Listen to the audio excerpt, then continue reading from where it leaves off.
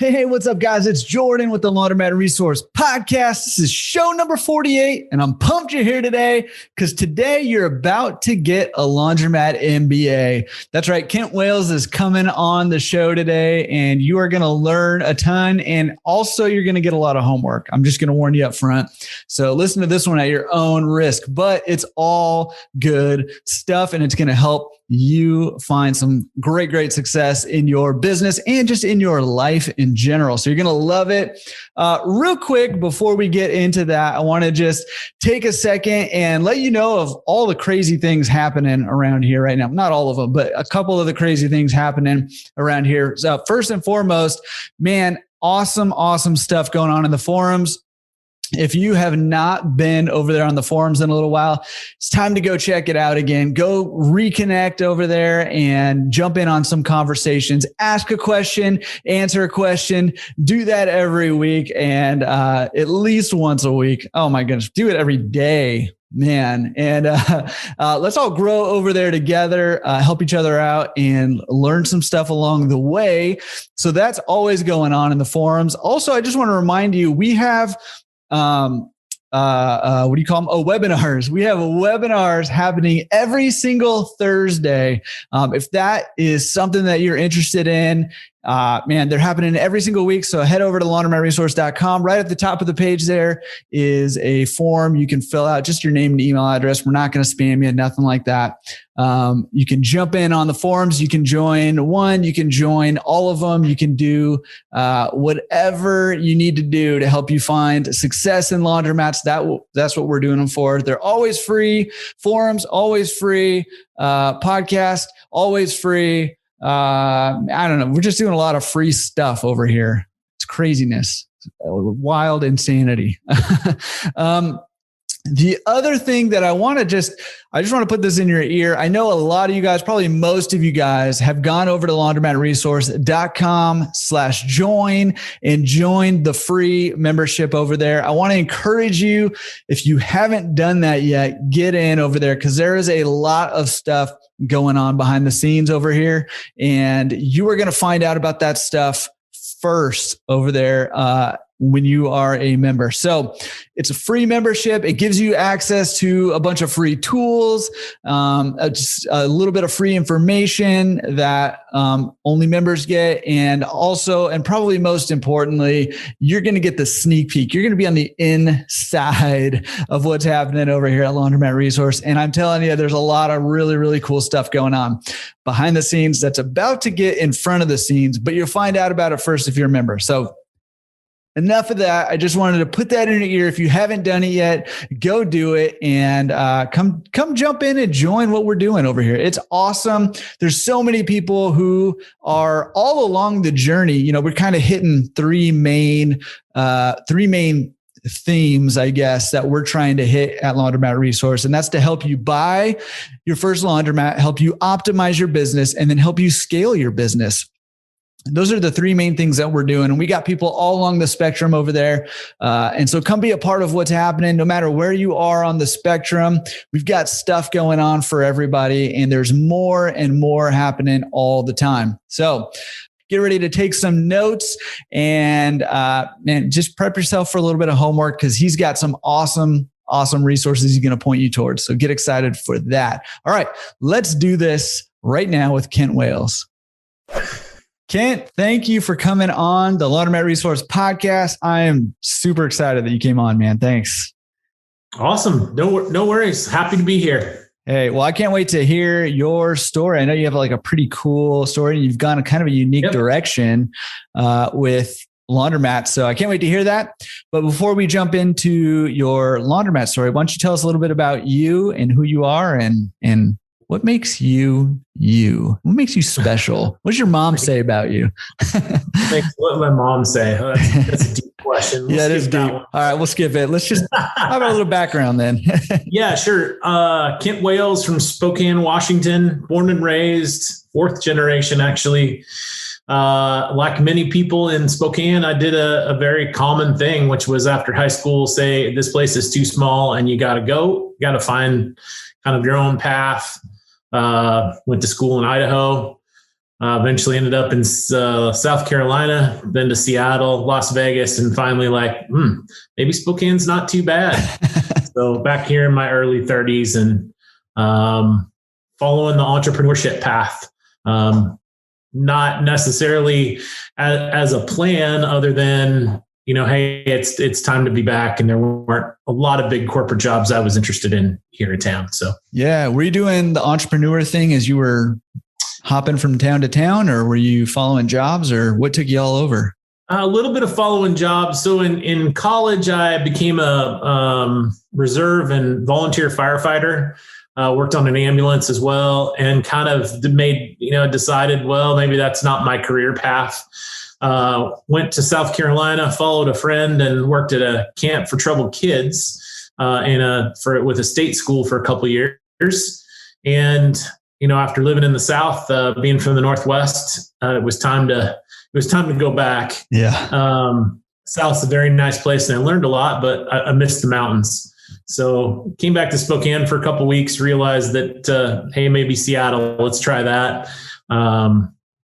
Worked for Boeing for a while, a .com company around 2000s, and then eventually took a consulting gig in Las Vegas, and then finally hung it up and said, it's time to stop moving and time to get going home. So put the roots down.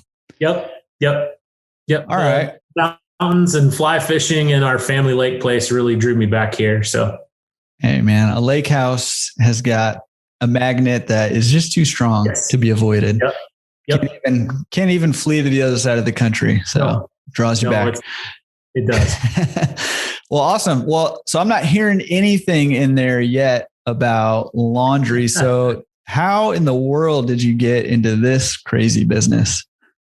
Yeah. So growing up, my dad had taught me just a ton of skills, remodeling. He had some duplexes and rental properties. So I grew up in cleaning up after people, basically, and learning how to build fences and patch drywall and paint, build stairs and stuff like that. So I took those skills and used them in my first couple houses. And then when I came back to Spokane, I started flipping houses. And I had a few going before 2008 and kind of saw the writing on the wall.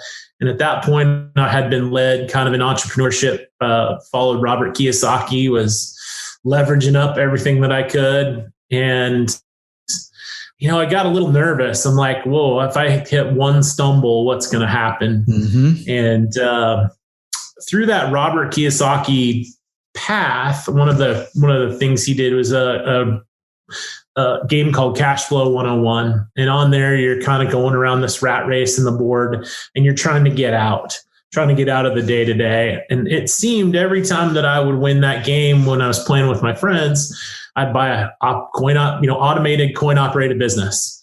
And so I first tried vending machine routes, and turns out I hate selling candy machines to businesses.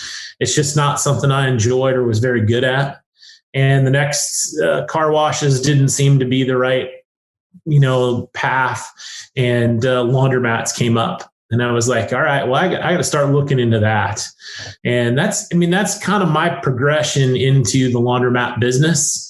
Didn't have a lot of cash starting early. So I was looking for something where it was in a leased space where I could buy the equipment from an owner, and just started poking around at it. I got a lot of help from the CLA early on.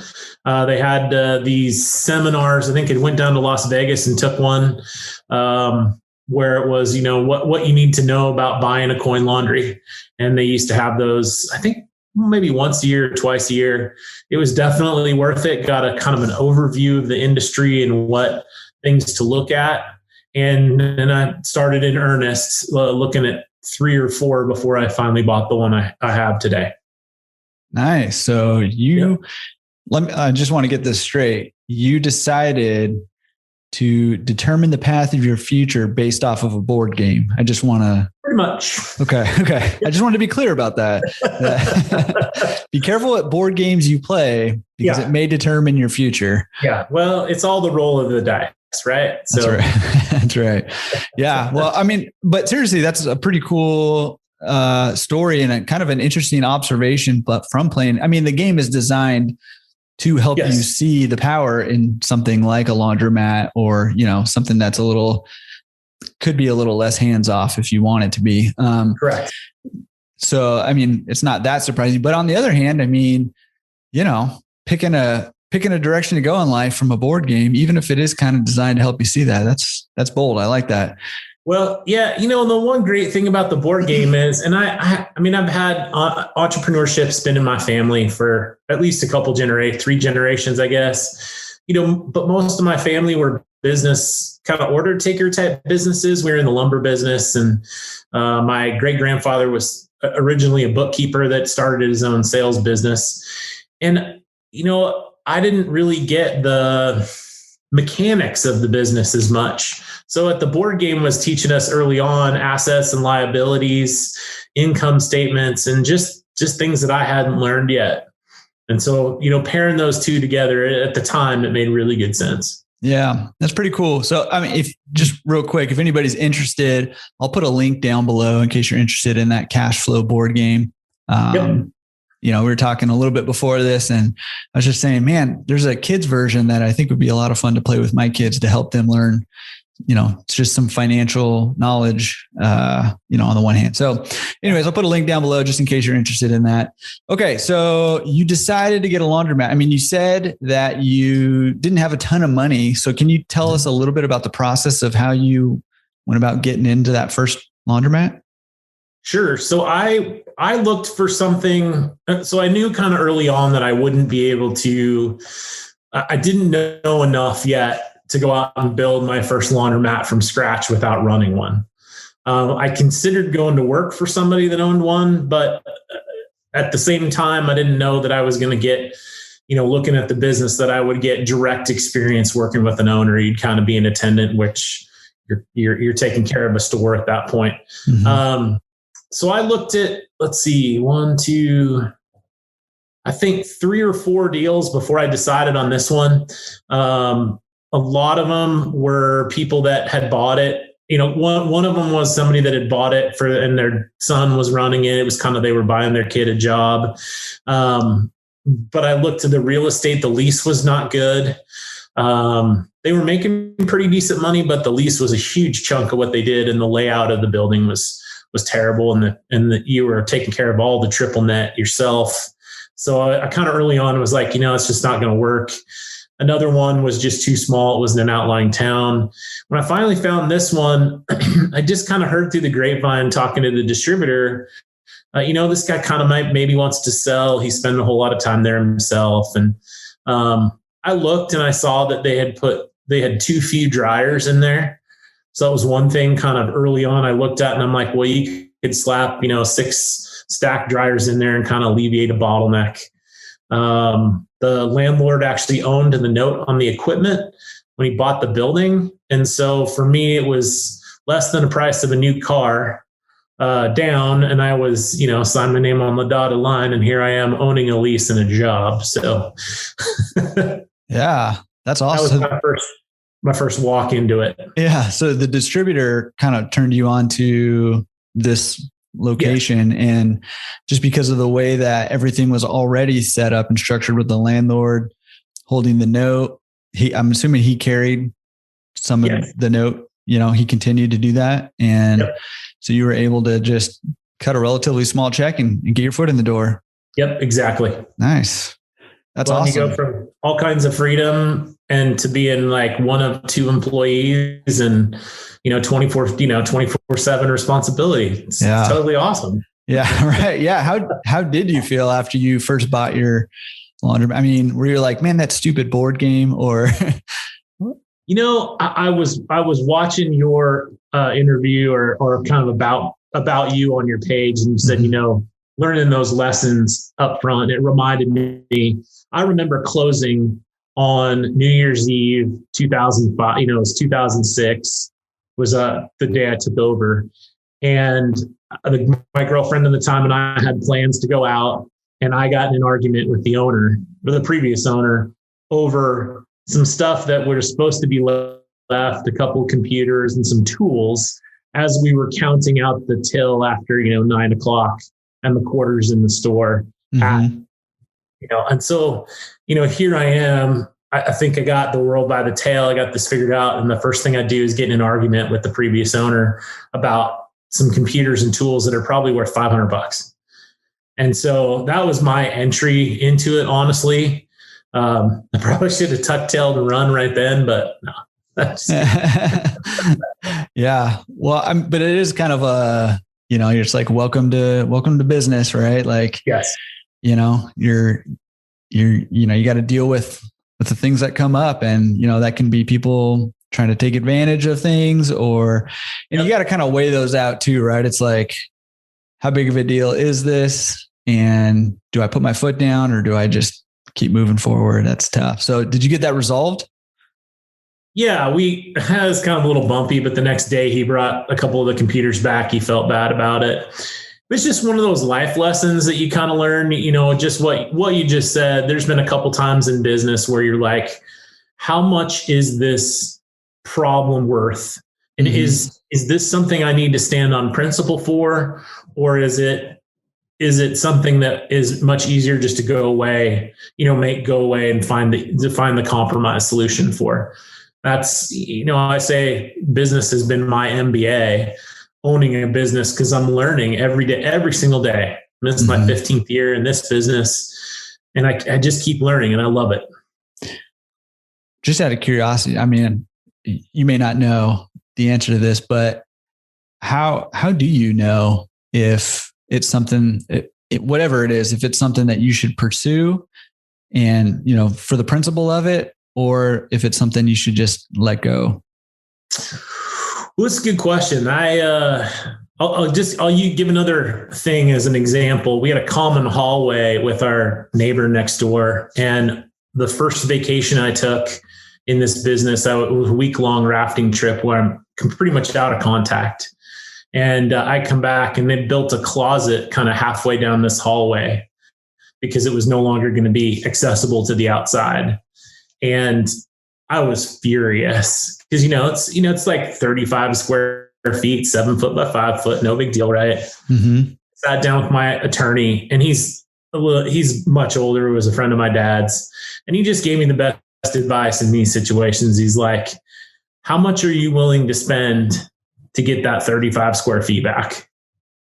Because if it ends up in court, that's going to be very expensive square footage. So in this particular situation, is it worth the money and the effort and the pain to do it? And was he in the right? There's some question. I consider even to this day, no, it's one of those things. It's definitely been a lesson in teaching me. And I think it depends on each situation. And I think you really have to check your temper, and be able to look at it from a cost benefit analysis, but then also how can you live with it for long term? Because it might be something like this closet that we have to look at quite often. So. Right. Yeah. Yeah. I think those are awesome points to consider, and especially the emotional part of it, because things can get very emotional. I'm pretty like even keel most of the time, but I can think of a couple scenarios where, I've gotten worked up for whatever reason about an issue. And then looking back on it now, I'm like, man, that was not a big deal really, And so taking some time to let the emotions cool off before you decide if a problem is worth pursuing or not is awesome advice. So, and the other thing I would say too is like asking yourself the question, I think the cost benefit is the key, right? But also asking yourself the question, is this going to slow down my progress? Like if you're growing a business and you have to stop doing the things that are going to help you continue to grow your business in order to deal with a problem that may or may not be consequential in the long run, you really should do that intentionally, right? Like if you're going to invest the time to deal with a problem, you got to make sure it's worth it. And it's not going to slow down your progress. So yeah, absolutely. Especially with growth in a business. So if you're going to grow any laundromat or any laundry service business, you eventually get to this point where you're like, I cannot be the single point of failure. Mm-hmm. There are certain, things that I do and expertise that I bring. But if I'm the only one fixing equipment, or I'm the only one folding laundry, or I'm the only one scheduling employees, or scheduling team members, eventually that's going to break. You can be superhuman. And I think you really have to look at, as you're growing, how do you choose your battles wisely? So, well, I think that's a good question. I mean, this may be a little premature in your story, but out of curiosity, because I think a lot of people, when they start out, especially if they're trying to kind of bootstrap sort of the way you did, how do you go from initially you probably do need to play most of those roles, if not all of those roles. Yes. So how do you make that transition from I'm the one cleaning, I'm the one folding, I'm the one paying the bills, I'm the one making schedule, I'm the one doing everything right now, to bringing other people on? How do you make that transition? The sooner, the first thing I'll say from my experience is the sooner you can do it, the better off you are. Now, I know that everybody comes to this business from a little bit different perspective, right? Some people need this business. It's not just an investment for them in their future, or, they have some sort of a gig, or they have a bunch of money that they're looking to get return on. This is their business. And I think when I think about those and where I came from, I was an owner operator. That's how I would look at it. There's the owner portions of the business and the operator portions. As soon as you can, if you want to grow to any kind of scale or size, whether that's in the service business or in the coin laundries, you have to separate those two things. The operator perspective, yes, you may have to do that and work shifts for a while, but the sooner you can get yourself away from the thing that you can pay somebody $12 to $15 to $20 an hour, then you can focus on the things that you do well, which is, and you may have to learn these things, right? Which is setting up your insurance and saving money on, the different business elements and services and people that you employ, whether that's insurance people or accounting or, all those kind of things. So separating those two roles, I think is probably the biggest key. And I wished I'd have learned that in year 2 instead of year 10. Yeah. No, that's a genius answer. I love that. And separating the owner and the operator roles and looking to hand off the operator roles and taking on the owner roles. A lot of people are, say, do your high value tasks, and focus on those and delegate your low value tasks. Or to bring it back to Kiyosaki, you were on the left side of the cash flow quadrant, which is the self-employed, Absolutely. And you're moving over to the right side of the cash flow quadrant, which is business owner, right? And if you haven't read that book, go look at, go search it online and check out the, just the general quadrant and what that is. It was really enlightening for me. And if you want to read that book, there'll be a link down below. I'll put that there too, but yeah, definitely Rich Dad, Poor Dad. Read that one first. If you haven't, it's a quick read. It's a story with and then you got to do cash flow quadrant, because those two things, those two books were the foundation of my entrepreneurial leadership. In fact, I found one on the back of the bathroom toilet that my dad had that had never read. And so I stole it from him. I did the exact same thing. The same exact thing. My dad had it on the back of the toilet, never read it. That's so funny. Mm-hmm. Yeah. I'll put links to all those down below if you want to pick those up. Okay. All right. So you bought your first one and you immediately got into an argument with the previous owner. So that's awesome. Yep. So talk me through what was after that argument? What was the beginning of your experience like? I didn't have a bunch of, I'll tell you what I didn't have. I didn't have a bunch of experience managing people. I've been a pretty hard worker, and I was blessed with work ethic and grit, as my friend Dave Menz would say. I got that from whether that's my family or my upbringing. So kind of like a bulldozer back in those days. You just drop a blade and plow a super highway. I think about that today, and I don't do that as much anymore because a lot of times you may not need a super highway and maybe you only need a hiking trail. And so, that comes down to that effort and what you're going to do. But when I started right away, I started working shifts like a lot of people do. I got to know some customers. You got to know the kind of people that tried to scam you out of a quarter and get all wrapped around the axle on that, which makes absolutely no sense to me. Like I literally should have just had like $25 of quarters in my pocket all the time. Yeah. And I should have just handed it to people. Yeah. It would have been so much less emotional strain on me early on for so little money. I know. Instead of fighting over as somebody trying to scam us out of $1. Well, here, have $1. Yeah. Again, we get back to focusing on those things that make a difference. I think it was maybe within the first year, because I worked shifts quite a bit. We were trying to expand. I was on one of my shifts. I picked up a basket of laundry and I said, if I continue to do this, I will be here the rest of my life. I need to get away from picking up baskets of laundry. And I think it took me a number of years to start our service business in earnest and get it rolling to the point where, to where we're on the path we are today. It was that moment when I realized, again, it's an owner operator question. I just can't keep doing this because I'd always been a doer and I never managed a whole bunch of people. So that was kind of my first couple of years, was learning that. Yeah, that's a huge lesson. It's that mindset shift of, I love I can really relate to what you were saying, just with, having that gritty mindset and having to kind of almost like leave that behind and have a different mindset. Not that grit is bad. I love like grit. I think it's necessary. But you want to focus that on the right things, right? I can't even remember where I read this now, but it hugely transformed the way I thought about this stuff. And I really wish I could remember where I read it. If I remember, I'll put it in the notes.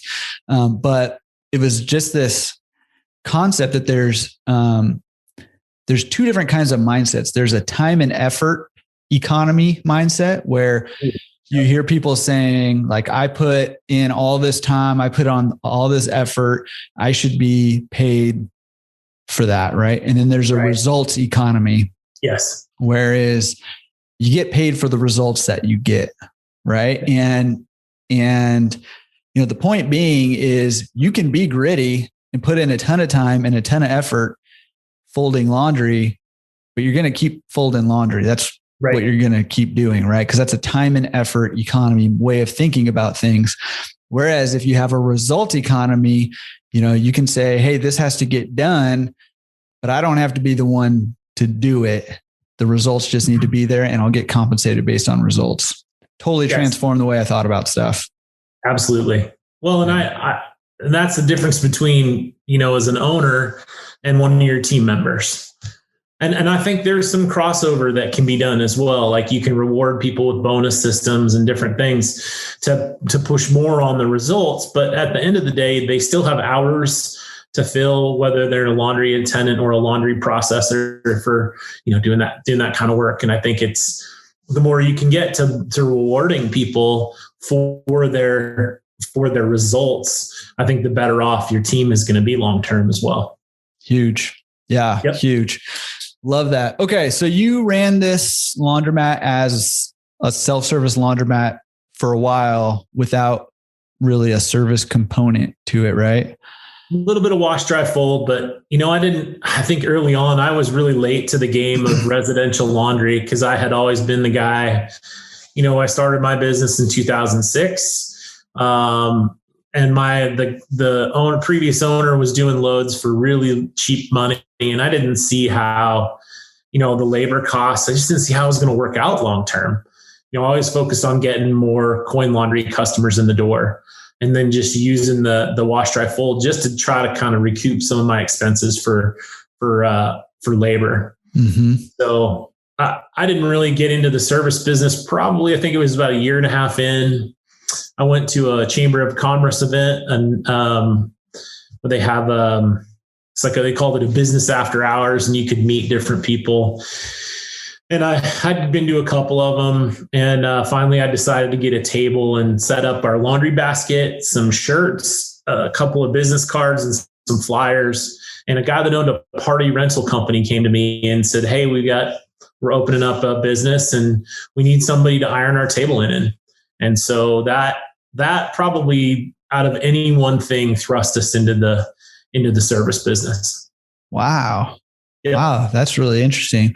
Okay. So you decided to push forward into that basically because of this party rental guy he wanted his table linen ironed. Yep. So what did you do? I mean, did you have an ironer? How did that work? We didn't have an ironer. We set up a ironing board on one of our folding tables. We did a lot of it by hand. Back in those days, I just didn't have a ton of money. I had a bunch of debt. Yeah. And I was like, I didn't see the numbers and how the process was going to work, even though I had been in the aerospace realm for a while, and done lean manufacturing. And the two didn't click for me for a while. I'm a little slow in that. I'll take sometimes. But he came to me, and, we got it going for probably 2 or 3 years, I guess about 2 years with him. And I made probably one of my quintessential mistakes in business. And that was, I got one guy that was 45% of our service business. Mm-hmm. And so now I'm at basically the beck and call. We're the employees of his company, even though we had separate, even though we were separate companies, we were, mm-hmm. They'd say, do this. And we'd like, well, how high do you want us to jump? Yeah. So, I mean, if that lesson for me, probably the biggest one was, and I had to learn that one twice. If you're going into the service business, don't go get a huge customer first. Get a whole bunch of little ones. Because if you lose that one big customer, it puts a heck of a hole in your business, and you end up not having enough work for people, and it's just rough. Yeah. And I've seen that play out in multiple businesses, multiple arenas. I have a buddy who, he has a metal fab shop, and he ran into that same problem where one of his customers was like 60% or maybe even more than that of his business. And he was always stressing out, and he just felt like they had so much leverage over him. And, finally he was able to kind of diversify away from that. And it just relieved so much stress, and it gave him power back over his business. Right. So he felt like he didn't have power over his business because he relied on this one customer. If he lost that one customer, he was probably going to go under, right? Or have to make drastic changes at least. Yep. So that's a huge, huge lesson. Yeah. And I had to learn, we were kind of so dense. We had to learn it again when a hotel came to us and said, "Hey, it's a 40 some odd room hotel. We'd like you to do our linen," which we chose to do. And then when they got purchased in 2009, it was just an asset sale, and they nullified our contract and said, "Hey, we actually own the linen for the hotel as well." They gave us 24 hours to come pick it up. So here I am, tons and tons of linen. And I learned it again. I think it was at that moment that I said, I am never going to have one customer that's over, my goal is 7% of our total gross business. Yeah. And once they get over that, I can't take on another until I get enough small and medium customers to diversify that out again. Yeah. I'm not having that happen again. Yeah, man, that's pretty crazy. But it's like, that's really hard because, and I think that's a really good kind of guideline, because it's really hard. Like if you're just kind of dinking and dunking along with a few smaller accounts, and all of a sudden you get a big one out of the blue, like it's tough to pass that up. So what do you do about that? Right? Do you take it and figure out what to do from there? Or, yeah, I mean, so how would you, okay, so let's say you're like back in the day again, and this hotel comes and this whole situation happens again. Would you take it on and then try to go find a bunch of smaller clients, or would you say no? until you found smaller clients? What would you do? I would definitely, if I had the knowledge that I do today, I would pass on it because I went looking for it. I knew somebody else that owned a laundry had it and they were struggling with it. And I would just say no. And the reason I would is because, you really put yourself at risk when you have somebody that has a large portion of your business because you don't want to stress. You've got to be able to pay for, and the things you do have to be profitable. That's the other thing. If there's one thing I could tell, like owners getting started in this business, like focus on your process, focus on quality, and don't worry about the price. I mean, you have to be in the realm of reason, but if you're trying to undercut your neighbor just to win the business, you're going to lose in the long run. So there's no doubt in my mind. Race to the bottom is, somehow Amazon and Walmart, let them duke that out. Yeah. Yeah. That's great advice. And you have to have huge scale to be able to race to the bottom and win that race without going under. And, by and large, most laundromats or even service parts of the laundromats aren't going to be able to do that. So correct. Awesome advice. Okay. So you have a laundromat that you got for less than the price of a car, because of a board game. Just want to keep going back to that. Okay, good. And then you kind of ran it as that. You've learned some lessons kind of up to this point, and you've kicked off your service business. How did that go when you decided, okay, this isn't gonna just to be to kind of help compensate our employees. We're gonna actually try to make this part of our business. Tell us about what that was like. Scaling that out. Did it take a long time? Sure. I'm a little hard-headed, so it definitely took longer than I thought longer than it would for me today. We got into the business. I didn't really think residential laundry. I didn't think much about it. This was like, say, 2009, 2010. I'm like, I know it didn't seem like anybody was talking about delivering that. We didn't get a lot of requests for it. We didn't advertise it. But people were still building dry cleaning, pickup and delivery routes. And because we had sort of a drop-off or a dry cleaning business in our laundromat, we still had a decent relationship with the local cleaners. And I had this van, which I'd gotten for our two big customers, which I've now lost. And I realized if I want to keep the van and I have enough to bring the business in, I'm going to have to find something to pay for those costs. And, I was we negotiated an okay deal. It's pretty decent and standard it's about a 50-50 deal in the business for basically doing the pickup and delivery. And we have a decent cleaner. We've had bumps over the years and we've had definitely upsides, but we learned how to go kind of door to door and build dry cleaning routes. And that got us pretty much to cover our entire city within about 3 years. So I, went from having one van to two just to cover that. And we were doing okay. We were making a little bit of money at that. But anytime we would get a commercial laundry customer to kind of throw on there, it was gravy because the pickup and delivery, I had people 5 days a week. Wasn't sending the van just out to one customer and back. They were as part of a route. Mm-hmm. And so while I'm not it does say Happy Laundry and Dry Cleaning in our name, we don't own the dry cleaner. And as far as working that out, that was a good parlay for us to build a larger route business. So, yeah, man. I don't know if that answered your question, but it totally did. So you say about like 3 years it took you to kind of cover your city with those routes. Yeah, that's good. And you partner with a dry cleaner, which I think a lot of people are doing now. I don't know how common that was. When did you start your? I'd have to go back and look, but let's just say 2010, 2011 is when we started the dry cleaning routes. Yeah, that's pretty early on. What did you do? Just out of curiosity, did you use a software? Were you doing it on Excel spreadsheets, on piece of paper? What were you doing? On Excel spreadsheets. Okay.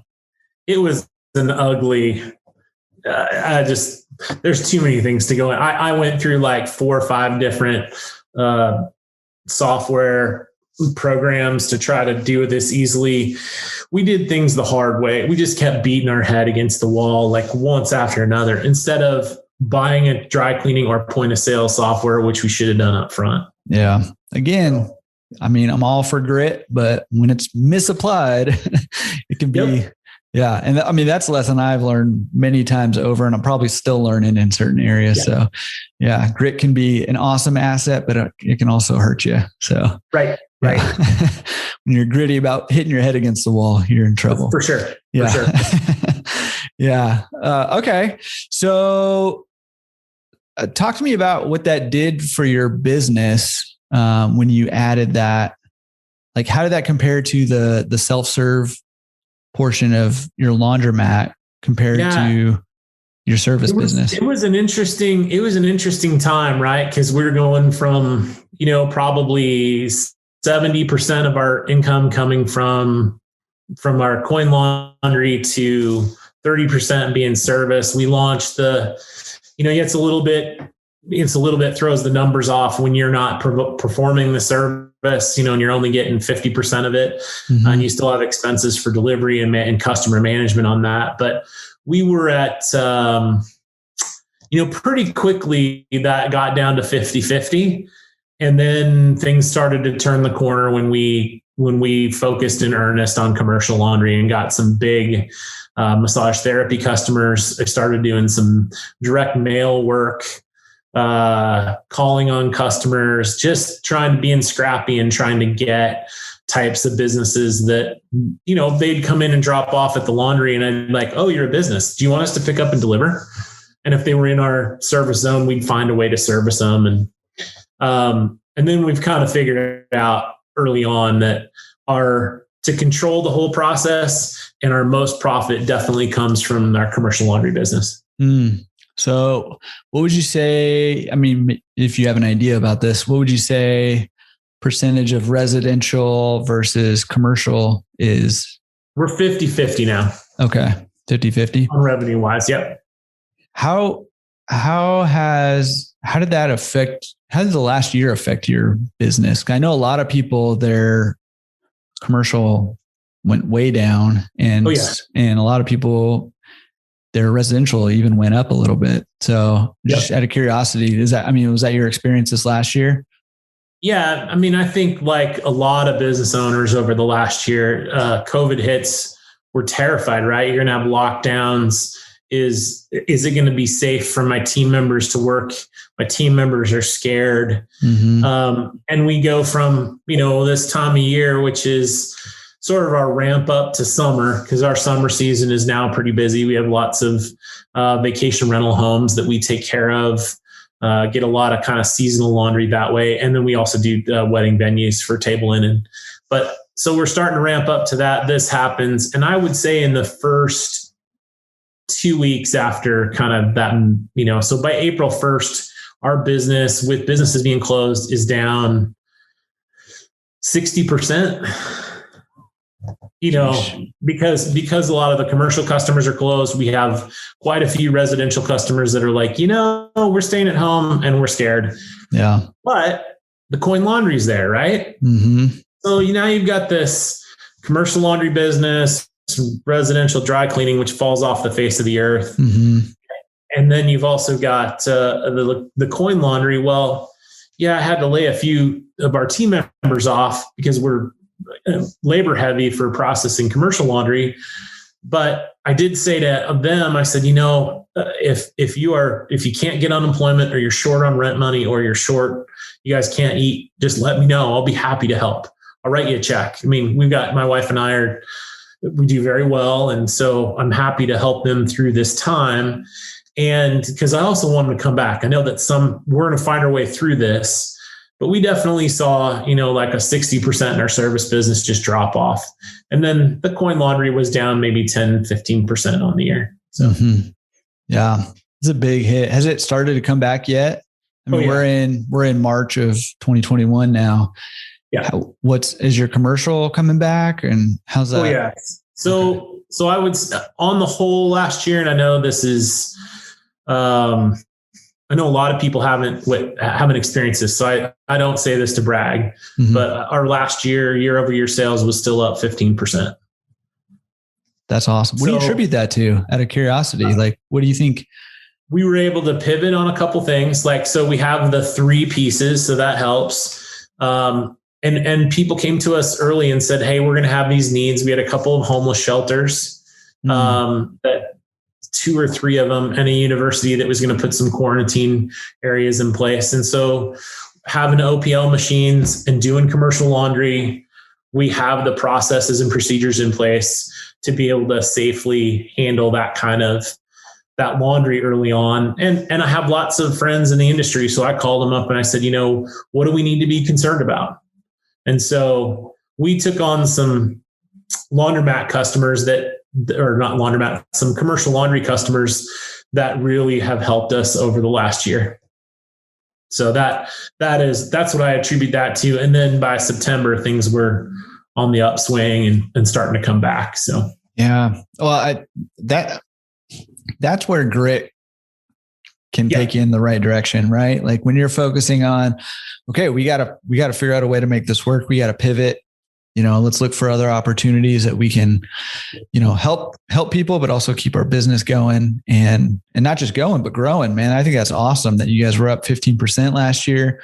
And, that's awesome. Well, like you don't hear too many of those stories, No. And I that's one thing I do share with people. Cause it's even with the name Happy Laundry, it's hard to be grumpy. You can't, it's just, you gotta be nice to people when you're talking to them, and you can't just complain about all the bad stuff. So it is one of the things that I do say to other business owners. And when I'm talking to like my banker and insurance people, it's like, how are things going? And I tell them, how lucky we feel. And I got a great team. I couldn't do this without the team. So. Yeah. Well, and that's key. And what I see from a lot of top operators like yourself is they've put together great teams. Right. And I think that's key. Maybe, I don't know. Can you share about how did you put together a good team? Yeah, I made a bunch of mistakes early. So the first thing I will say that, almost put me off about the laundry business in general. And this was from the very beginning, reading on message boards and meeting people in and kind of that CLA forum, was hearing people complain about laundry customers and, how horrible they were, seeing yourself different than somebody coming in your store or something like that. It took me a few years to get through that mindset that, I don't care who somebody is. I don't care whether you're homeless or you're a millionaire. You still deserve to be treated with respect, unless you're not treating me with respect, in which case leave. Yeah. And so from that perspective, it took me a while with my team members to finally get to the point where I'm like, we provide a good job for people, a safe place to work. We provide them opportunities. I'll send them to class. Like it took that mindset shift for me that we are a good employer. And that's where I made the huge mistake early on. I didn't think this was a good job because I was trying to work it. I was just trying to get somebody to fill in those hours instead of like becoming a leader and trying to help people along and grow them outside of what they do just from cleaning or helping other laundry customers or folding sheets or we're about more than that. And so it was actually, the growth and shift in my business was the shift in my mindset of we're a good employer and we provide value to our team members. Yeah. That was the biggest. Well, that's huge too. And I think, a lot of owners get caught up when they're trying to hire employees. They're trying to pay as little as possible and don't give their employees much, right? In terms of training or in terms of even just instilling value in them and in what they do and the importance of what they do.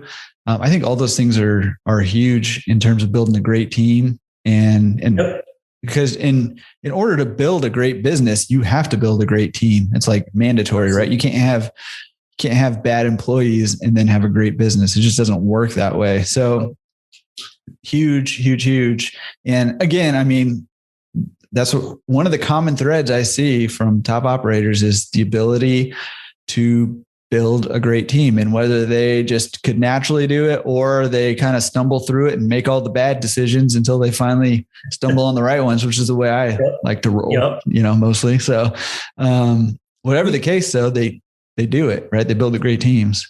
Yeah. We I think it was 4 or 5 years ago, we leaned in, and it was a stretch for me financially at the time to afford it. But we went to a Dave Ramsey Entree Leadership kind of event that had happened in our area. And out of that, signed up for a business mastermind group with them. And, Dave's Entree Leadership book, I mean, that's his playbook of how he built the Dave Ramsey business, or, the businesses that are underneath what he does. And I learned a lot about valuing team members, holding them accountable. One of his great stories is about giving people rope. That's how he raised his kids. They earn a little bit at a time, and you kind of, they got a little bit of rope and you kind of let it out. I do the same thing with whether it's managers, or I try to teach my managers or lead people to do that with the people that they are responsible for. Mm-hmm. So they kind of got to earn a little bit of that trust. And sometimes you got to pull it back in and hold people accountable. I'm not the best at it, but you also got to have the hard conversations. You got to hold people accountable. You got to hold yourself accountable. Yeah. Well, and that's really what it is too, right? It's like, you got to know what you expect of people. Then you have to be able to communicate what you expect of them to them in a way that they can hear it. And then you've got to hold them accountable to what you expect of them. And it's simple, but it's not easy to do. Right. And it's a continually evolving as, different people are coming in and out, and the roles shift. Your business grows in this area, so roles need to shift a little bit. So it's ever evolving, and it's not an easy skill to master. But I've got a long way to go. I mean, I'll be the first to tell you that my wife used to manage 15 to 20 people, and I quite frequently would have conversations with her. Where do I need to go? Because at one time I was directly managing 7 to 8 people, trying to do schedules with our vendors and stuff. And finally, her and I came, and she's like, you've got to let go of some of this. So we hired somebody to be our laundry manager, and kind of started in that evolution 7 years ago. So that has been, then you got to learn not only how to manage team members, you got to learn how to manage managers. Mm-hmm. I mean, that's the learning that I'm constantly learning on that. How do I set the right example for them? Even though I'm completely, I work from home half the time. I'm not there as much as I used to be. It's actually most helpful if I'm not there, because I can try to micromanage too much stuff and get in the way of the flow that they're creating, because I'm paying them to manage. So let them do what you're paying them to do. Mm-hmm. Yeah, it's a tough balance. Well, let's score you some points here for a second. And because everything I've learned and heard you say about your wife is, I feel like she needs to get some credit for some of these successes, because it sounds like listen, you sound like a really quality guy, but it sounds like you married up a little bit here. So, I married way up. Yep. Yeah. So good for you, which says a lot about you, right? Like, I don't know. Good for you. But I mean, how involved has your wife been in the business, and how's that looked over the years? Yeah. So my wife has been, it'll go 6 months between times that she'll actually set foot in the store. Mm-hmm. She has not been a part of the day to day. She is very much in a consulting and advisory role. We operate our family life off of the Dave Ramsey principles. So we found that about 7 years ago, personally paid off all our debt in our house and the business. We've always been kind of used car people, and that's just kind of who I am, looking for a deal, I guess. But the thing I think that she brought to the table early on was looking at our finances definitely from a budget perspective. Mm-hmm. And so we work together to make plans. And so, when I just can't say enough where she stepped in and said, all right, you can go off on this decision. That's fine. But how's that going to affect these other things you want to do over here? So, she is definitely my closest advisor. We don't make, neither of us make big decisions without consulting the other person. So whether it's in business or personal. Yeah, that's awesome. And it's cool to have, a partner like that you can bounce ideas off of, and her experience and wisdom, complements what you're doing. And that's pretty cool. And she's a financial coach, right? She is certified. She's a Ramsey preferred coach now. She helps people through paying off debt, planning for the future, planning for kids' college, buying a house, figuring out what to do with big financial decisions. So yeah, she does an awesome job at that. She's a great listener. That's one thing I love about her.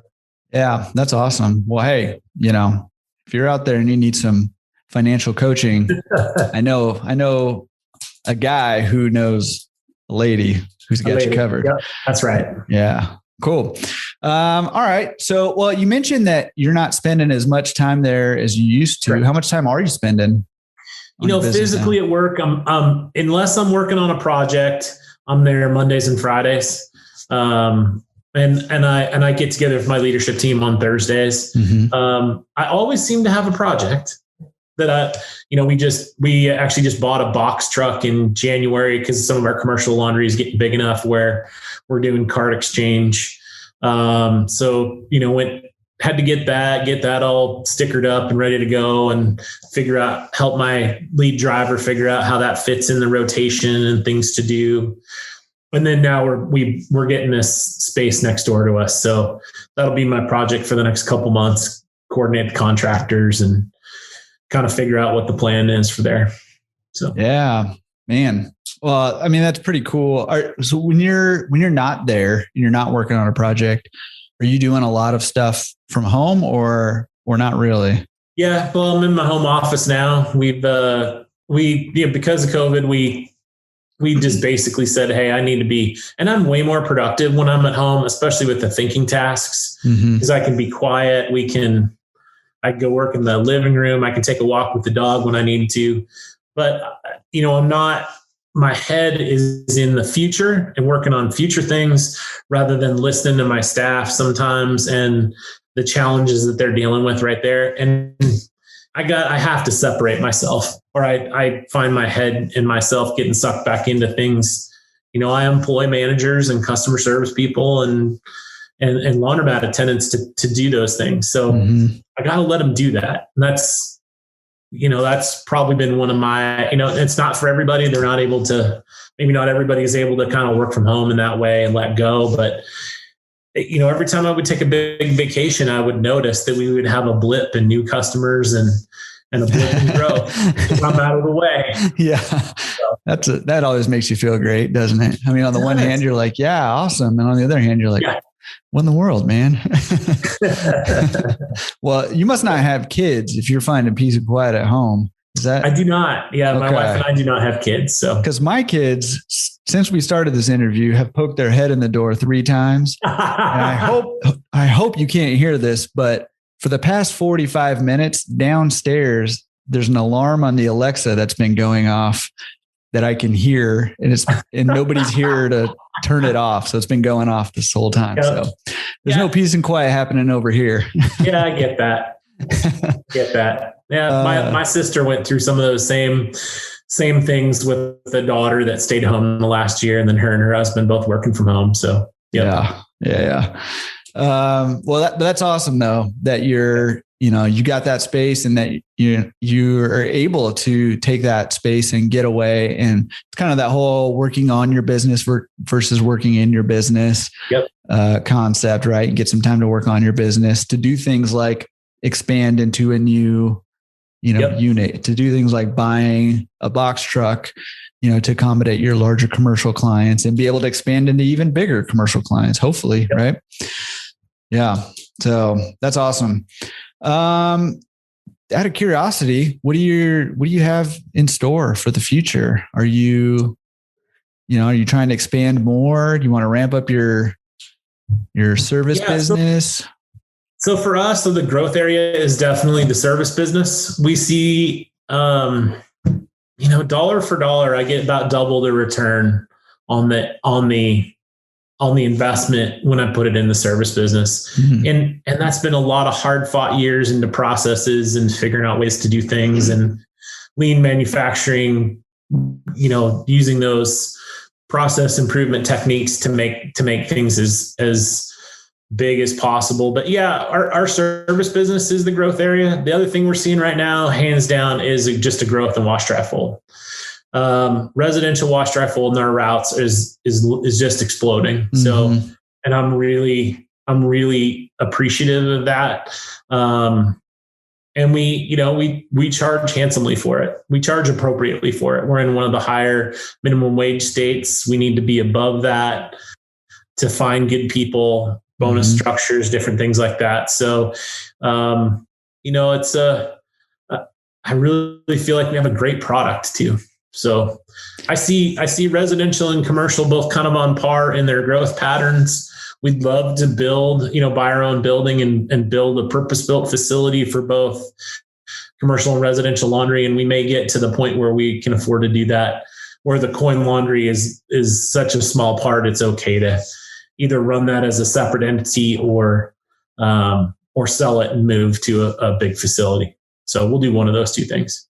Yeah.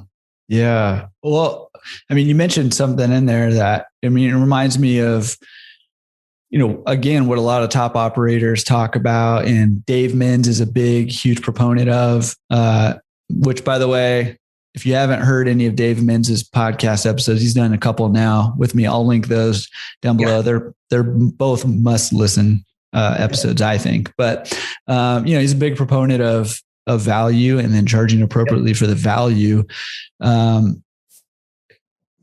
But you also, you mentioned like you want to be above paying minimum wage, yes, which is awesome. And I think a lot of laundromat owners are afraid to do that because it gets expensive, right? And how do you make that jump to say, okay, I'm going to commit to trying to go after a better quality of employee by paying a little bit more than what I have to pay them?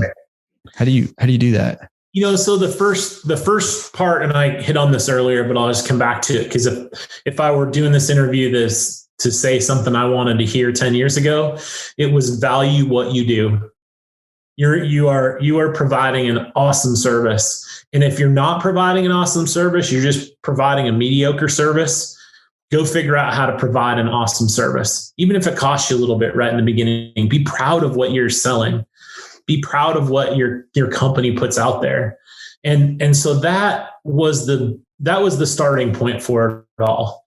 This isn't just a coin laundry in a somewhat moderately undesirable neighborhood of your area where it's kind of clean and there's sort of people coming in and out.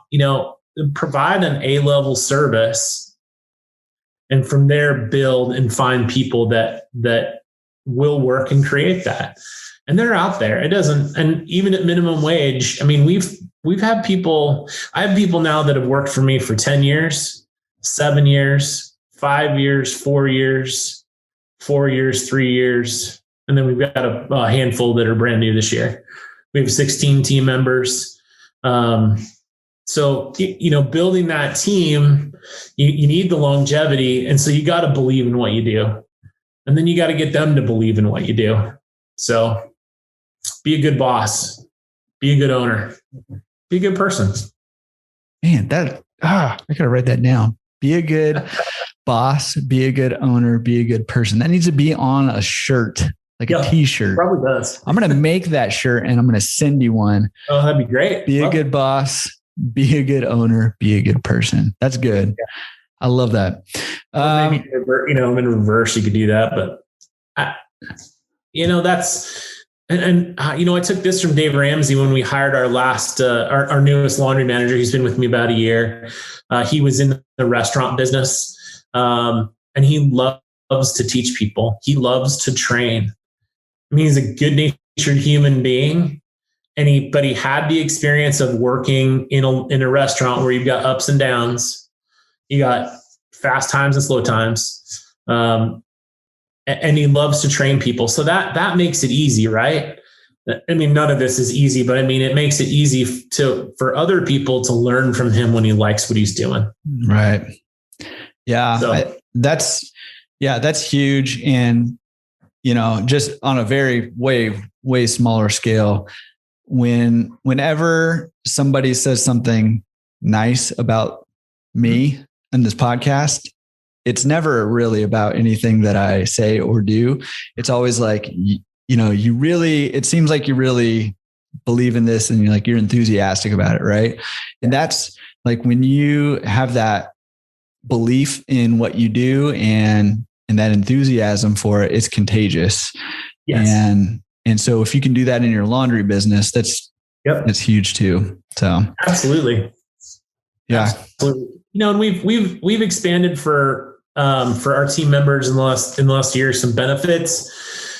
The more I looked at it, I look and I see a lot of my team members maybe didn't have the same style of parenting that my parents had or my grandparents, that talked a lot about business ownership, investing in the future, saving for the future. So we actually started a retirement plan, and it's available to everybody. They invest immediately. Yeah. Yes. I mean, even if it's not a ton of money, right? They get to save 3% and we match that 3%. And I put a lot of effort in the last 6-8 weeks into explaining to people why that's important and overcoming barriers of people who don't think that saving for the future is important. So even if, they start now and maybe they're 25 or 30 or 35, whatever, and maybe they can get, $150,000 or $200,000 over their lifetime, even if they stay in that, $10, $15, $20, $22 an hour, I mean, that can make a huge difference to someone down the road. Yeah, so absolutely. That's why we do that kind of stuff. Yeah, I love that. And I love that you do that for your employees, because again, it's not necessarily easy to do, but that's why I think it's important. What we do is important, man. When we're trying to build a good business, it's not just to make more money for yourself, but like you're doing good for your community and all your customers. Like that obviously is what you're trying to do. And you're doing good for your employees because you're giving them a paycheck and stuff. But when you can go above that and help them, not even just help them plan for their future, but instill in their minds that there's importance in doing that, even, enlightening them to that mindset that they may not have ever even considered before, and they've never even really understood. It's similar to what I think a lot of people feel when they read Rich Dad Poor Dad, right? And they have that like, oh my gosh, like I never even thought about an asset versus a liability, right? Like that kind of aha moment that you can help employees have by saying, hey, it's important to save. It reminds me of, I don't know if you've ever read The Richest Man in Babylon. I've heard of it and I got about halfway through it. I'm an audiobook guy. So. Yeah. And I love that one, especially as an audiobook, actually, because the narrator he sounds like he's straight out of Babylon. But anyways, one of the things that comes up in there is one of the points that he's making is, we all think that we need every dime that we make as a necessary expense, right? And then he kind of makes the point like, well, how much do you make, and how much do you make, and how much do you make? And how is it that you all spend everything that you make, even though you make different sums, on necessary expenses, right? And if you can kind of help people see that, your employees see that if you take off 3% to invest into your future, you're not going to miss it, right? Like you're not even going to know it's not there. Because you'll just compensate and you'll spend your money slightly differently. But that 3% plus the 3% you're going to match is going to make a big difference down the line. So absolutely. Well, and then it becomes automatic, and things that we can make, if you can help people automate savings for themselves, I think that's the biggest long-term that will have the biggest help, and And even if it's not you, as if you're an owner and you got 10 or 15 employees, you can't know everybody's stories. But, I do talk to my managers about it. Like, hey, if somebody's having an issue, definitely let me know. I'll be happy to talk to them. And I kind of listen to it and hear, we have enough long-term team members now too, that have been around from some of my coaching that, they get it. They try to help each other. I think that's the most important thing. Yeah. Huge. Well, it makes a difference, man. And I love that you said that and, are sharing that, because I think it does give us as laundromat owners a little bit different mindset to think about too, in terms of how we utilize the money that we get from our business. Right. All right. Well, we're also the backbone of the economy. You don't hear, we'll hear Main Street and all that kind of stuff, but the things we do are not, they're not fancy. Laundry's not fancy. Laundry's not aerospace. Laundry's not Tesla. We're not Amazon. We're not tilting up warehouses that big, but it's the day-to-day that we're the heart of the economy of this country. And yes, there's a piece of it. And yes, I've done pretty well from it. But I try to kind of level up my team along with me so that they'll, stick it out for the long term too. Yeah. I love that. Yeah. And I've never really heard anybody say we're the heart of the economy, but I love that, man. I love that. And I believe that. Well, I think if you look up the percentage of employees that work for small businesses, it's huge. Mm-hmm. So, yeah, I've seen that. Yep. All right. Well, we have a little section called Down to Business. Let's get down to business. Over and out.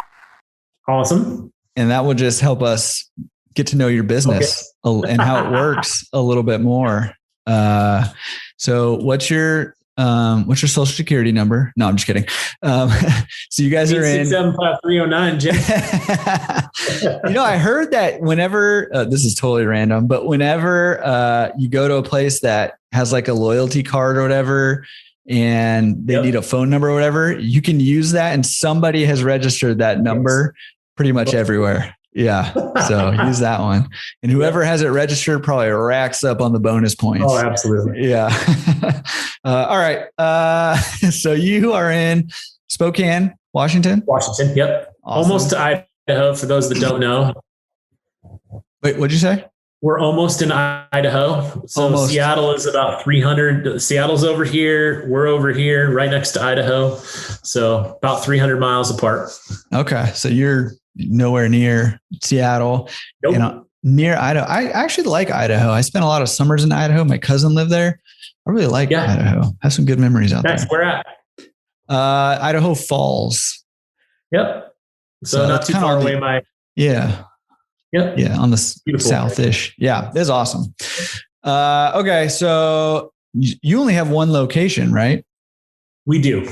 Okay. Yeah, we've been looking at getting a second coin laundry location. Nothing's jumped out at us. It's always, you look at the investment in that and the investment that we've already made to grow a service business. Yeah. And that I can put in a lot less money and get the same return in our service business right now. So why would I do that? Is part of it. Yeah. I mean, it's a great question, a great way to think about it. I mean, at your point, it's like, it only really makes sense if you don't have the capacity to do the amount of service that you need to do. Right. And even at that point, probably makes more sense to buy a dedicated space to build out, so yeah. Yeah. It's been the ongoing question for the last 5 years as the service business has grown. How big is your store, out of curiosity? It's 3,000 square feet. Okay. I'm like stumbling over here, but what I'm trying to get to is like how much you're using these machines. Are they going 24 hours or you not have to go 24? What are you doing? No, it's so let's see that 3 years ago we came in and we used to have about 2,000 square feet that was a laundromat. and we ran a wall down a third of it. So our actual laundromat's only about 1,500 square feet now. And the rest we opened up and put some OPL machines, on-premise laundry, chemical injection. We keep those going between 6 and 10 hours a day. And we can flex into the laundry space because commercial laundry, if it's not super dirty or it doesn't need special treatment, it can go in the kind of the regular machines. And we have some like soap cart or caddies that we have that help kind of speed up that process. But that allows us to flex into that equipment during the day. So from 8 a.m. until 2 p.m. when there just aren't that many people in our laundry because of our location. So, and that way we could lock things up at night. That was the other thing. So, yeah. Okay. So you got some serious stuff going on in that, on that commercial side. Yeah. Storage became the issue, and we ended up putting some storage sheds in the back that we, store the clean and the dirty in separate sheds, obviously.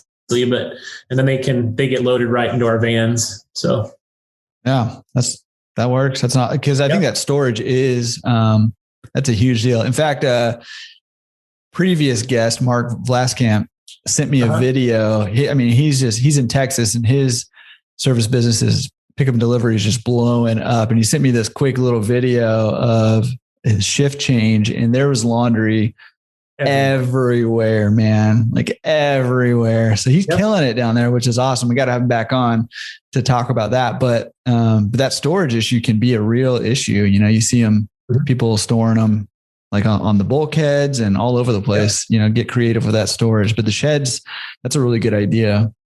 Probably makes it easier to kind of load and unload too. And you're not getting in the way of people doing laundry, and a lot of efficiency in that. That way our wash person can only bring in what they need to do at that one time. Mm-hmm. We're moving too much stuff, in carts around, but that's kind of the trade-off. Was this your wife's idea? Be honest, because it sounds really smart.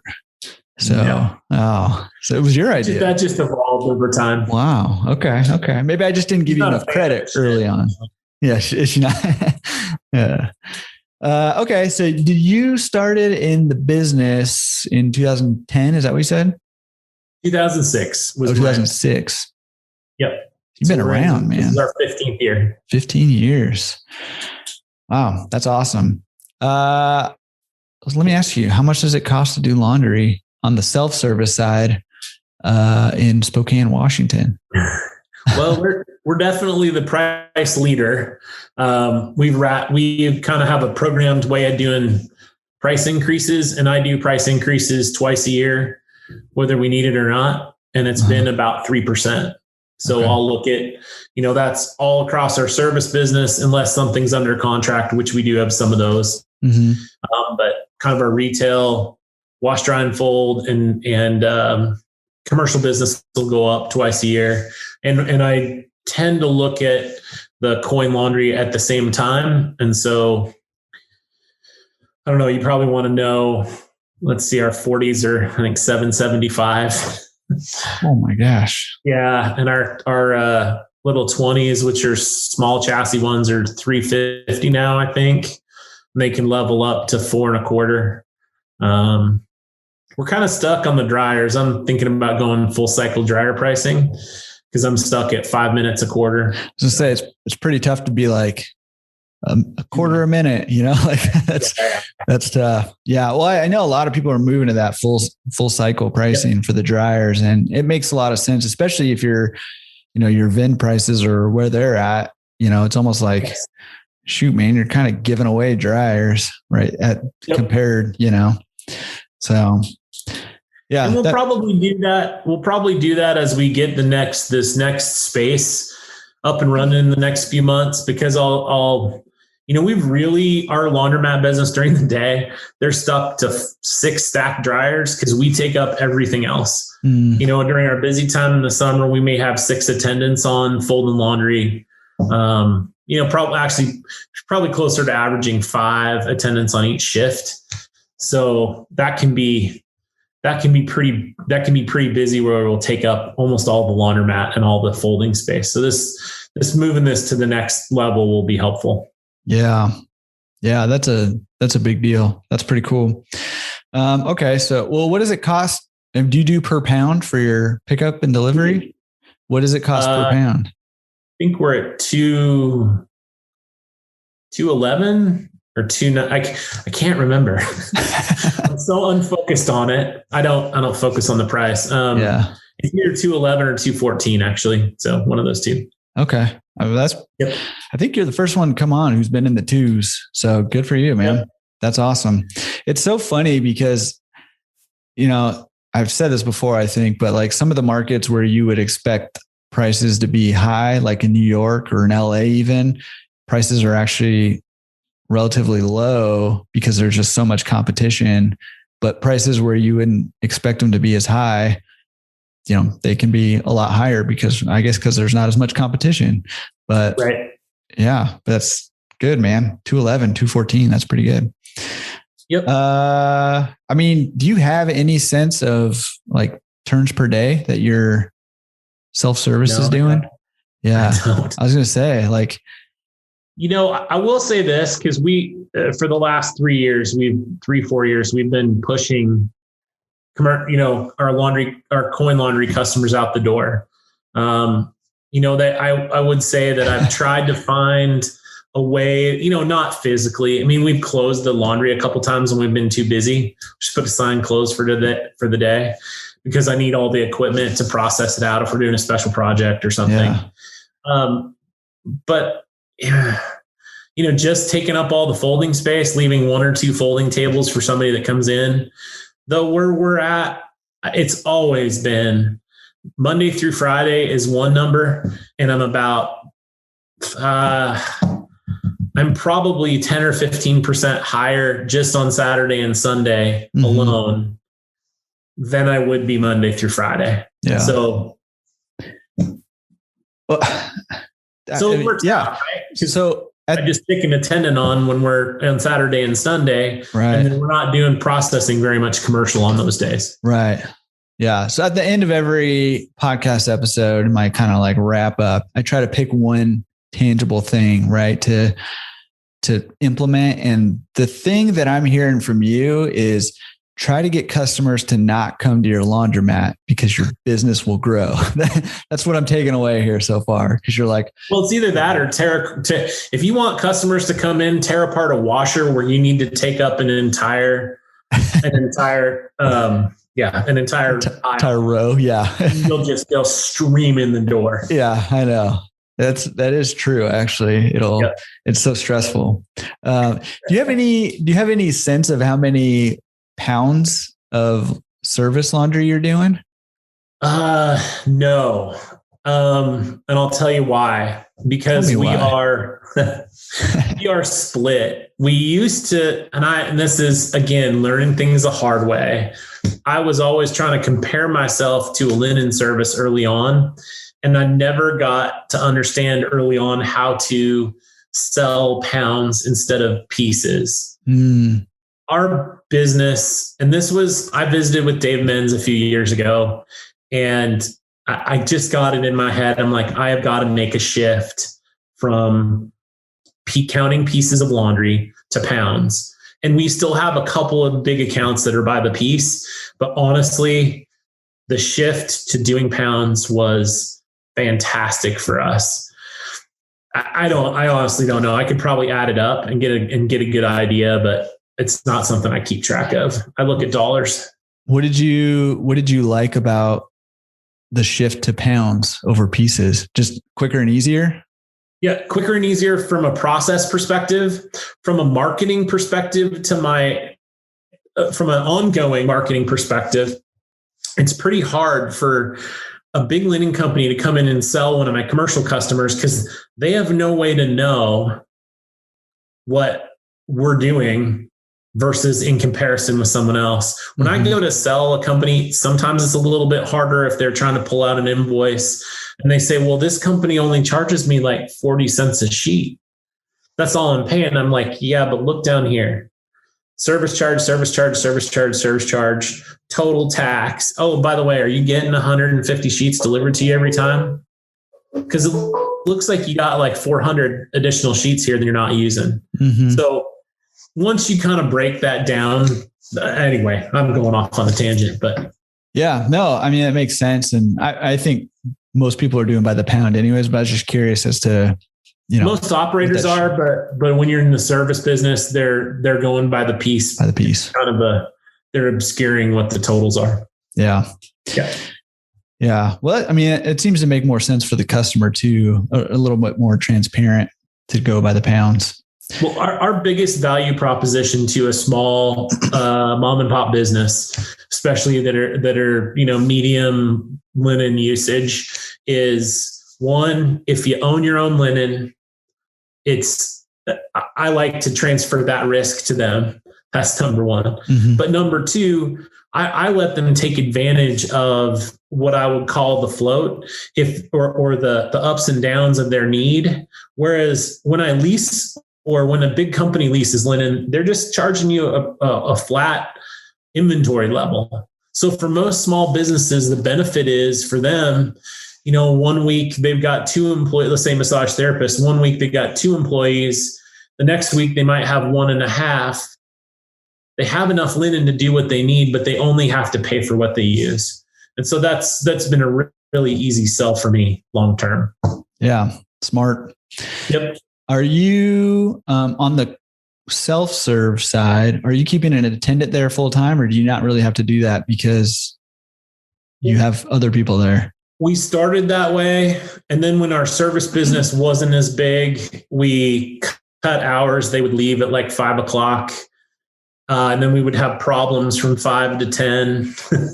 So much so that we got a security company to come and close up the building because I got sick of doing it. We have automated locks and that kind of stuff. COVID, I actually cut our hours from 10 p.m. close to 8 p.m. close. And we have somebody from open to close, except for the hours of 7:30 a.m. to 10 p.m. or 10 a.m. on the weekends. So we still have a minor portion of unattended, but honestly, I like the fully attended model. There's just less problems. Yeah. So yeah, as someone with one of each, I can vouch for that for sure. In fact, if you want an unattended one in Southern California, I might be open to just giving it to you. I'm just saying, think about it. No, I'm just kidding. Are you doing just coin, or are you doing card on the self-serve side? Just coin. Yeah. Yeah. Ours isn't big enough. I think if I were to build one, and I were to attend it full time, I would definitely do a card. Yeah. Yeah. I think so too. How many hours a week do you think you're working on your business? If it's not projects, it's probably 20.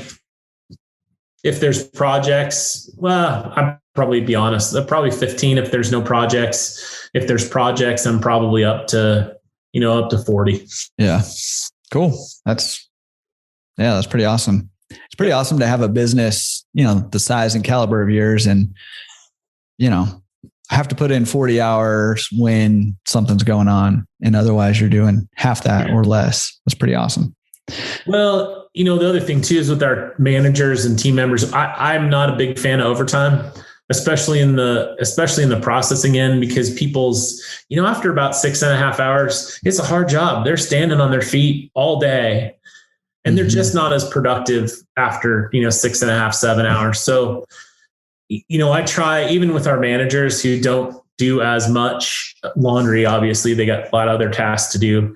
I really frown on overtime unless we need it, because I don't want us to be pushing that edge all the time. I'd like us, if we got a big week, to be able to flex into it rather than doing that. So, yeah, again, that's smart.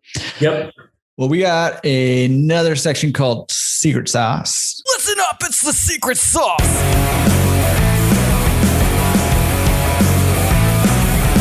Secret Sauce is, what advice could you give to current laundromat owners?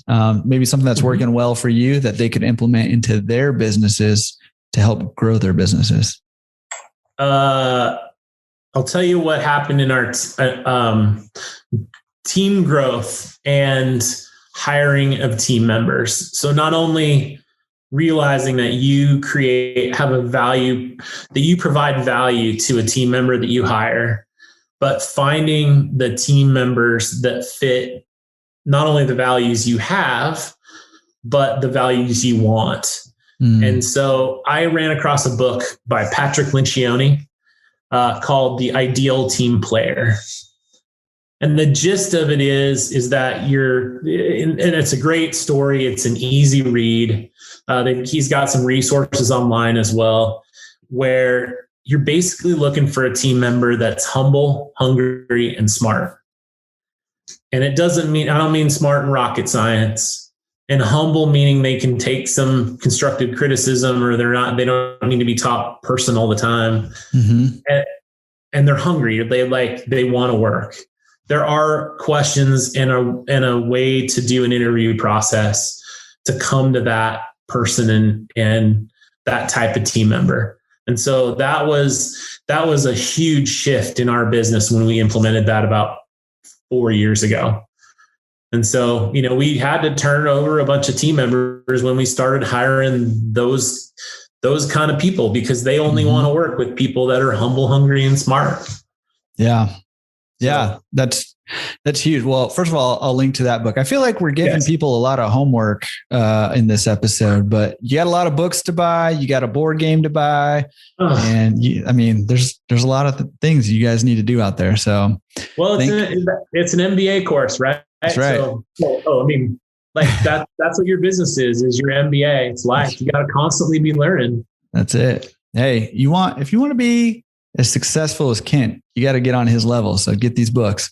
I got to give you another one though, because and I got to put the shout out. I mentioned Dave a couple of times, but there have been no less than a dozen to 15 people in this industry who have helped me from where I've come from and helped me learn.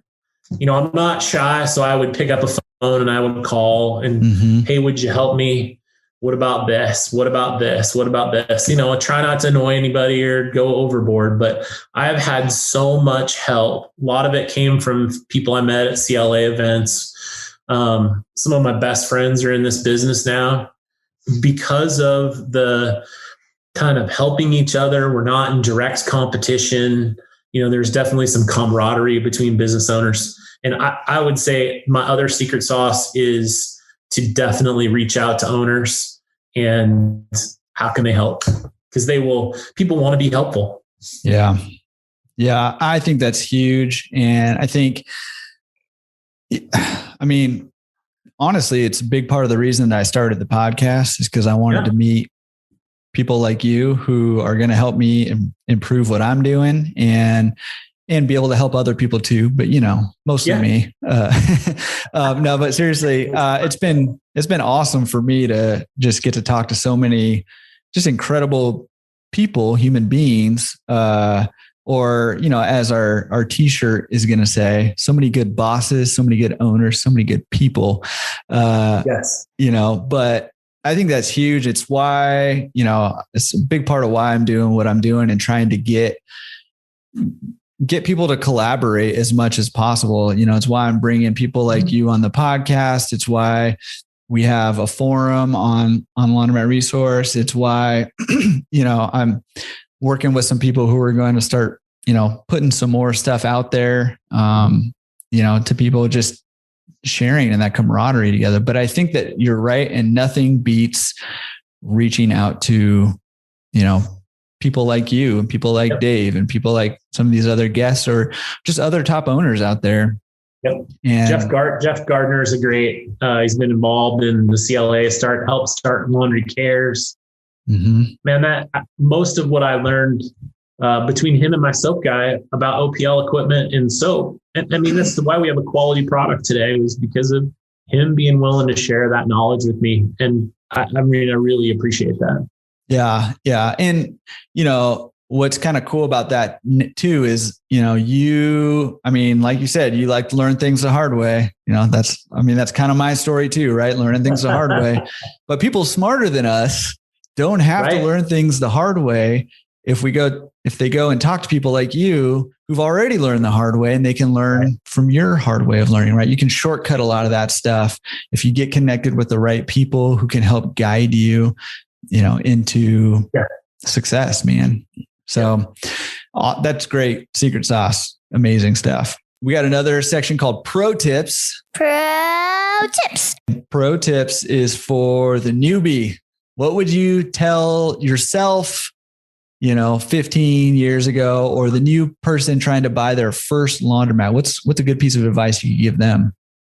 Ooh, that's a really good one. Thank you. Thought of that one myself. I like that. Yeah, thanks. Let me just a sec to kind of. I should have written an answer to this. Never give up on yourself. That's probably that's number one on the pro tip. Number two, none of this is new.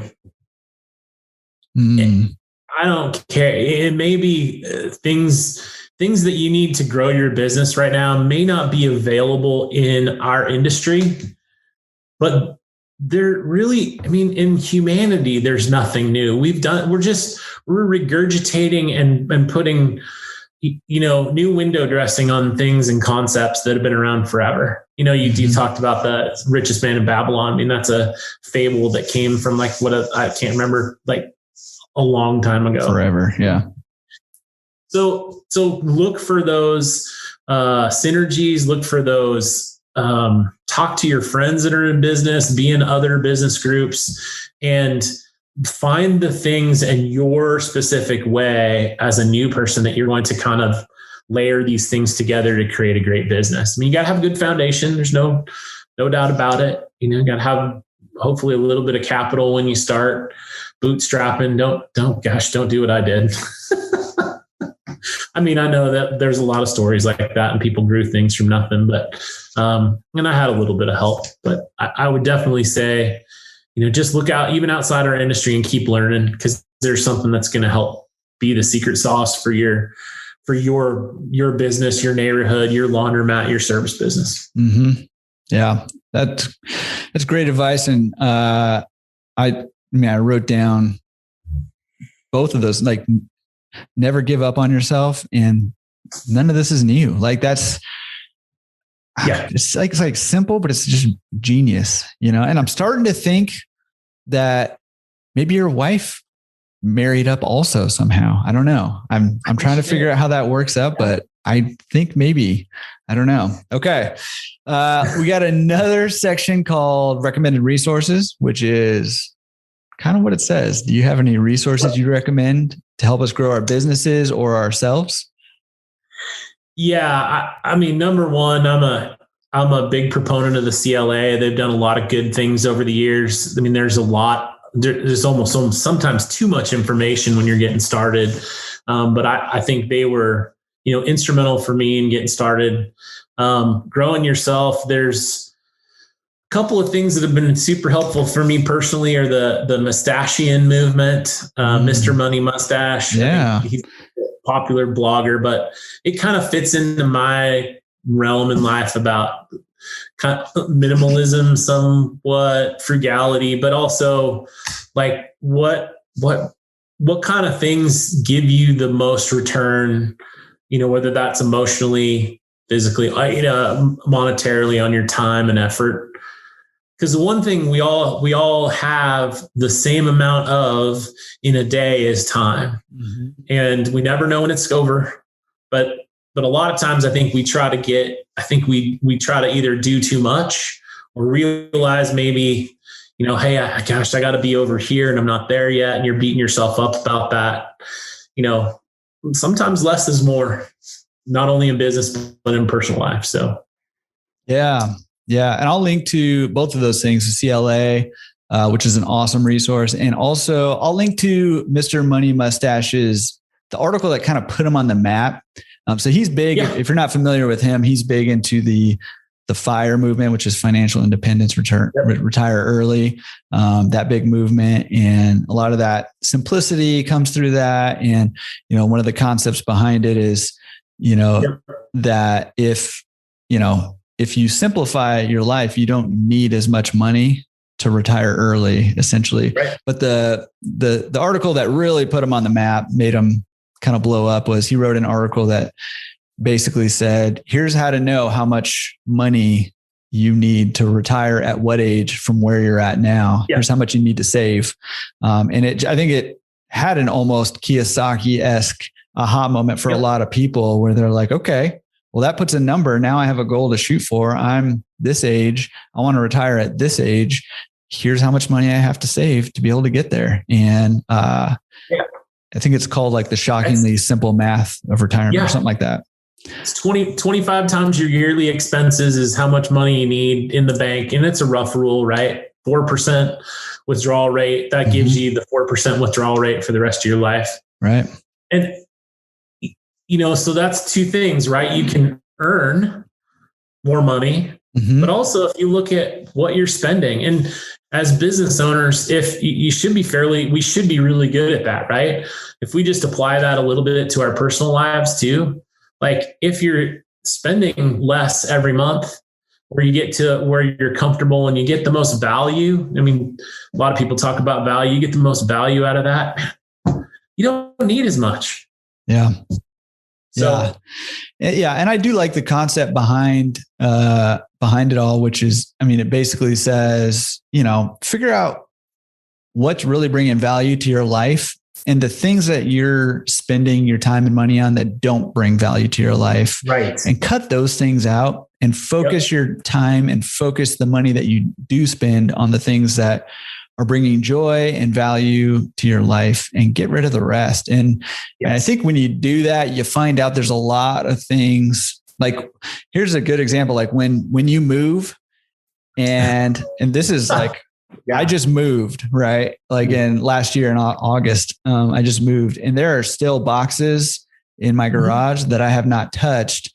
And, that's a great example of probably pretty much everything in those boxes are things that don't really add any value to my life, that at one point or another I spent money on and probably shouldn't have. Right. And so that's a good kind of, if you move, what aren't you going to need, so. Yeah. Anyways, sure. Awesome resource. So there's a couple of Facebook groups. Mustachians in Practice is one, and if you just search in the search field in Facebook, Mustachians, spelled like Mustachians because I don't know how to spell it. So you'll come up with a couple of different ones, and there's some just like the forums, such super smart people that are thinking about this stuff all the time. Yeah. So just little tidbits to get during the day. And during kind of the week, I really like that. Yeah, pretty cool. That's a good, nobody's ever brought that recommended resource. That's a good one. I like that. And I think a lot of people resonate with it because I think a lot of people are trying to get out of that rat race and don't really know how. And this kind of puts a little bit of a concrete spin on, here's what you need to do if you want to retire early, or if you just want to stop doing what you are doing as a job, this is what you need to do. And, whether that's making more to get there or making more and spending less to get there, whatever you got to do, here's what you got to do. And it makes it very simple. So awesome resource. And the philosophy behind it too. Super good. Okay. Man, this has been killer. I have like a full page and a half of notes. I've written down 1, 2, 3, 4, 5, 6, 7 quotes from you. Oh my goodness. So you're about to get quoted all over the place. And obviously we've given people a ton of homework. There's like 7 or 8 books here. There's a board game. There's the coin laundry is there. There's a blog with Mr. Money Mustache. There's Facebook groups people got to join. There's a lot of things that you got to do here. But I want to just encourage everybody, man, there's a lot. I mean, there's a ton to take home from this, but pick at least one thing and actually do it, right? If it's buying one of the books, buy a book. If it's getting on a Facebook group, get on a Facebook group. Whatever it is, like pick something. There's so much to pick from the things that Ken is. If it's and maybe I might encourage you actually to pick this one thing if you're not sure what to pick. Send Kent Wales an email and just ask him a question. But if people do want to ask you a question, what's the best way they can get a hold of you?